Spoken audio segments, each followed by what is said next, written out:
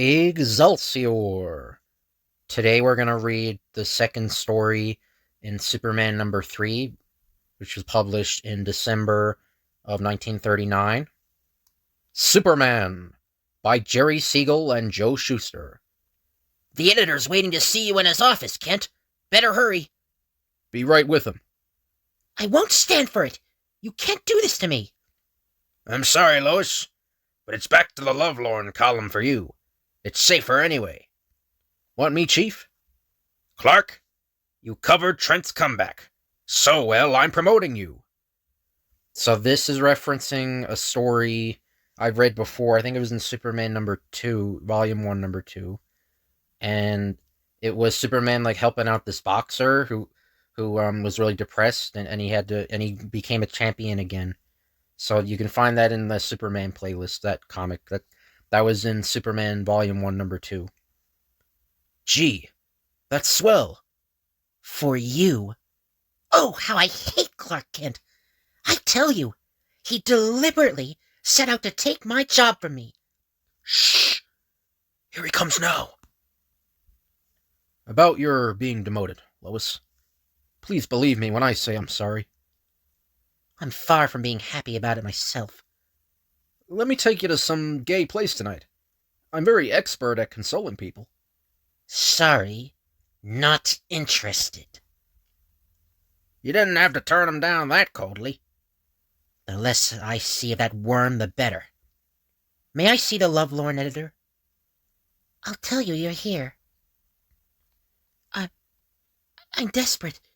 I've come to you as a last resort. Tell me your troubles. If I can offer helpful advice, I'll be glad to do so. It's about my husband, Lou Frawley. We got along fine, till he took to hanging out with a tough bunch at Joe's joint.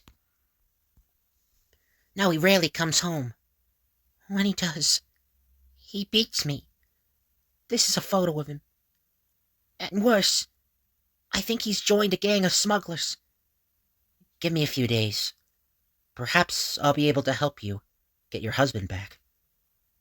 Golly, this sounds like the tip to a great story that may win me back my news reporter job.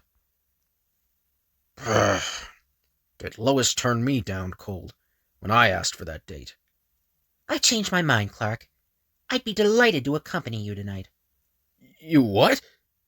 Gosh, that's great. That evening... Mind if I instruct the cab driver where to go? Not at all. Joe's joint. Why, this is one of the toughest joints on the waterfront. I know it. What's the matter? Afraid to enter? It was stubborn and dangerous for you to insist we come here.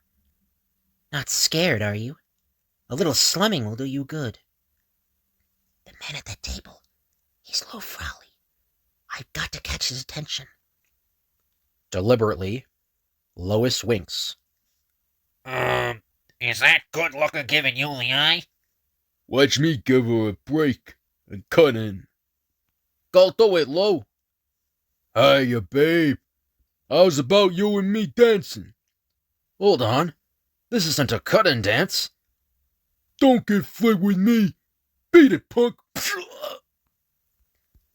As Lou dances off with Lois, Clark turns pale and trembles with helpless rage, in keeping with his assumed attitude of cowardliness.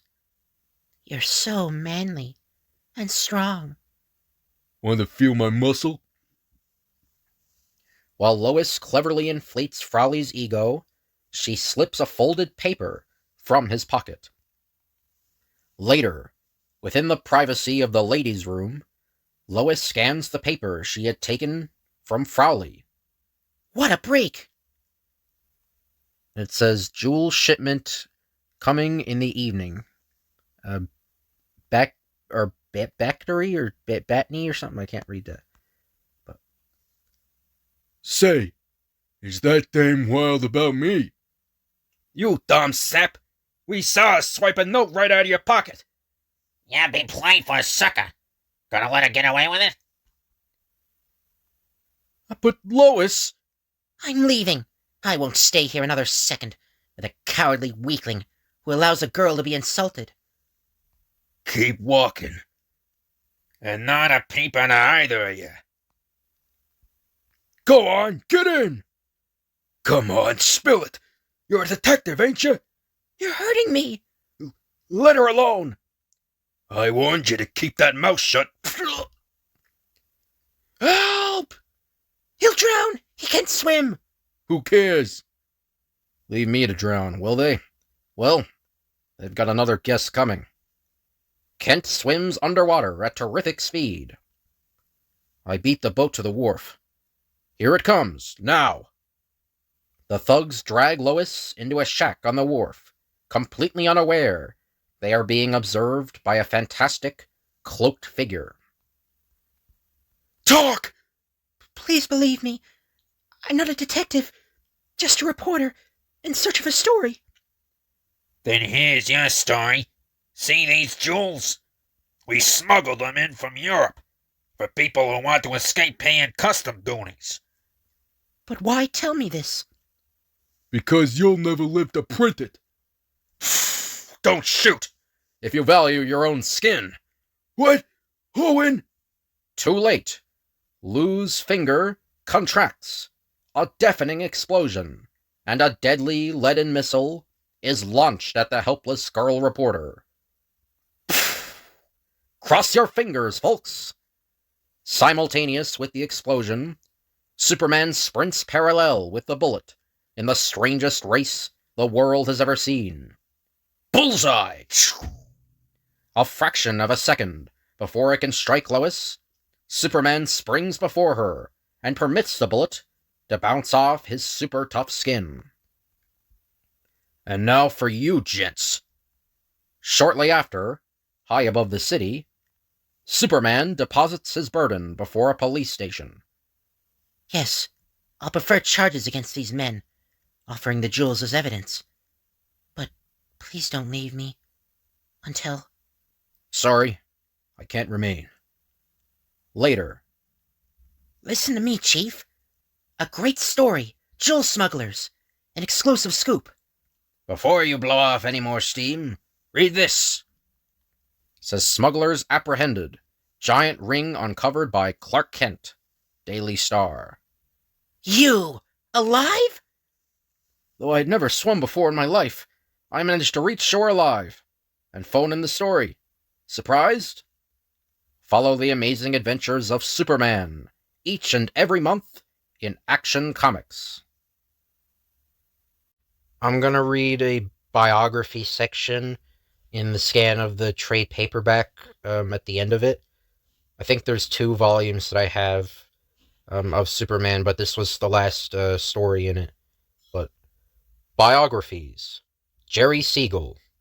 Born in 1914 in Cleveland, Ohio, Jerome Siegel was, as a teenager, a fan of the emerging literary genre that came to be known as science fiction. Together with schoolmate Joe Shuster, Siegel published several science fiction fan magazines, and in 1933, they came up with their own science fiction hero, Superman. Siegel scripted and Shuster drew several weeks' worth of newspaper strips featuring their new creation, but garnered no interest from publishers or newspaper syndicates. It wasn't until the two established themselves as reliable adventure strip creators at DC Comics that the editors at DC offered to take a chance on the Superman material, provided it was repasted into comic book format for DC's new magazine, Action Comics. Siegel wrote the adventures of Superman, as well as other DC heroes. I think some of them include the Spectre, and what was the other one? Where he's like a detective.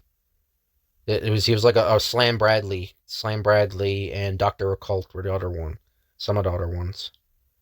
Through 1948, and then again from 1959 to 1966. In the interim, scripting several newspaper strips, including Funny Man and Ken Winston, Jerry Siegel died in January 1996. Joe Shuster. Joseph Shuster was born in 1914 in Toronto, Canada. When he was 9, his family moved to Cleveland, Ohio, where Schuster met Jerry Siegel. Oh, here, yeah, these are the ones I was talking. The two became fast friends and collaborators. Together, they published the earliest science fiction fan magazines, where Schuster honed his fledgling art skills. In 1936, he and Siegel began providing DC Comics with such new features as Dr. Occult, Slam Bradley, and Radio Squad, before selling Superman to DC in 1938. Influenced by such comic strip greats as Wash Tubbs' Roy Crane, Joe Shuster drew Superman through 1947, after which he left comic books to create the comic strip Funny Man, again with Siegel. Failing eyesight cut short his career, but not before his place in the history of American culture was assured. Shuster died of heart failure on July 30th, 1992. So that's the end of this video. Sorry it was very short. But yeah, sorry I didn't upload in a few days. I'll upload more. I just gotta stop being lazy with it. I gotta stop being lazy. I gotta upload more. But yeah, I'm sorry about that. But anyway, I hope you guys enjoyed the video. If you can like, comment, and subscribe, that'd be appreciated. I got some new Halloween things I'm gonna post.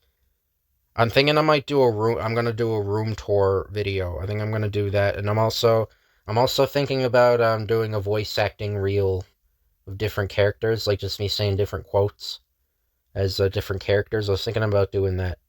But anyway, thank you all for watching, and I'll see you guys later.